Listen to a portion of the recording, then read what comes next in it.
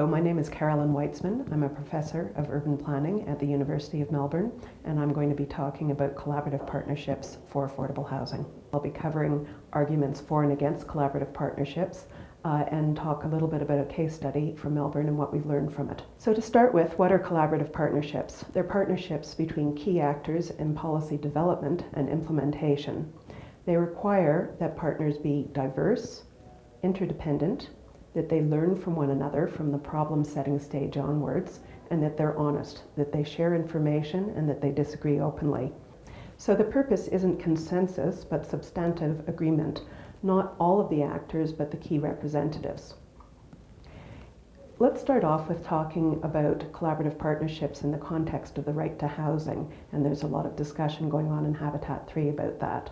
So we know that everyone has the right to a standard of living adequate for their health and well-being, which includes housing, that's according to the UN Declaration on Human Rights, and that the Sustainable Development Goal 11, which refers to cities, talks about ensuring access to all to safe, adequate, and affordable housing. What does that really mean? Well, urban theorists argue that the right to housing can't be achieved without a transformation of institutions, financial and government, in order to meet the needs of marginalized and disenfranchised poor people. So the question is, how do we change hearts and minds in order to change policies? Transforming Housing is a partnership based in Melbourne that's been around since March of 2013, and it's convened by researchers in planning, architecture, urban design, and construction, and it uses collaborative partnerships approach to improve housing affordability and also the quality of housing. Our funders and partners include the University of Melbourne itself, private developers, community housing organizations, the state government, which in Australia is the government responsible for housing policy, local governments, which are also involved in developing housing policy, and investors and experts from the field. The purpose is to bring together people in the relatively safe space of a university to discuss ideas. So what's the problem that we're dealing with in Melbourne? It's similar to problems that cities are dealing with all over the world. So there's two cities in Melbourne. There's a rich, well-serviced inner city of high-rise apartments, and then there's a sprawling, poorly serviced set of outer suburbs. Melbourne's population is presently 4.5 million, and it's projected to double by 2060, which means that we need at least 2 million new dwellings. In lower-income households, 88% of renters pay over 30% of their income on housing, which means that they're in housing stress, and almost a third pay over 50% of their income on housing, which means that they're in pretty severe housing stress.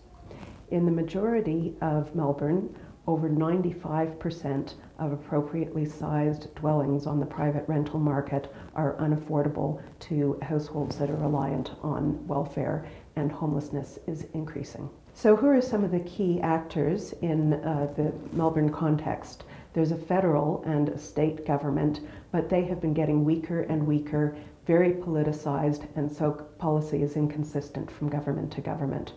Local government has an increasing interest in affordable housing, but very little money and very few policy levers.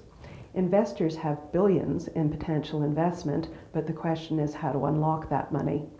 Private developers build over 95% of the housing in Melbourne, so they need to be involved in any discussion about affordable housing. And then there's a small group of social housing providers more and more interested in the issue. What have we done in transforming housing? We started off with interviewing some of the key housing decision makers in Melbourne, asking them what did they see as barriers to affordable housing and how to overcome them. Then we had a study tour and interviews with over 60 housing decision makers in 3 similar cities, San Francisco, Portland, and Vancouver. We asked them, how do you innovate and how do you work in partnerships? And then we developed and tested workable options through papers which were discussed, through interdisciplinary studios, and through capacity building workshops. So some of the main issues that came up, whether you were involved in government, in finance, or in housing development, was, first of all, that there is no direct or indirect subsidy for affordable housing, and the market can't provide it without a subsidy. The second is that there needs to be better integrated policy for housing mix and also for housing quality. And the third is looking at design and construction savings and also how we can get better quality in affordable housing. Our use of interdisciplinary studios helped develop partnerships. We had students in architecture, planning, and construction management who came up with designs that were costed out by some of our quantity surveyors. That involved 20 developers, government, and investors giving guest lectures and giving feedback to student ideas, and several of those ideas then got implemented. The community housing organization that we worked with provided a brief. The local government provided sites. There were guest lectures that led to new partners for the project and jobs for our graduates. We held an Affordable Housing Summit at the end of April 2015. This was an invitation-only forum to move from ideas to action. It involved roughly equal numbers from state government, local government, private development, social housing, and investment, about 60 people in total.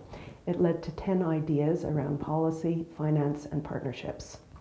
There was substantial agreement on the key ideas in the options paper, and there were offers made by participants from a variety of sectors. This led to changes in the revised metropolitan strategy and influenced the draft infrastructure policy.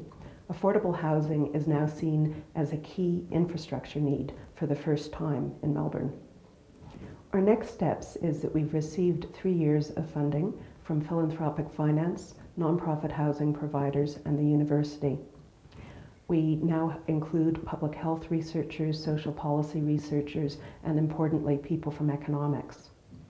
Our aim is through facilitating industry partnerships and evidence-based action research that we will influence and support policy and project development that contribute to an increase in the amount of well-designed, well-located, affordable housing in metropolitan Melbourne.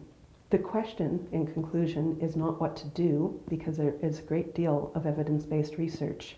The question is how to get there from here, and that's where collaborative partnerships come in. They're around deliberative consensus building and developing trust amongst different sectors. The university is seen as a mediator and the creator of a safe space to share ideas and build partnerships based on trust and mutual interest.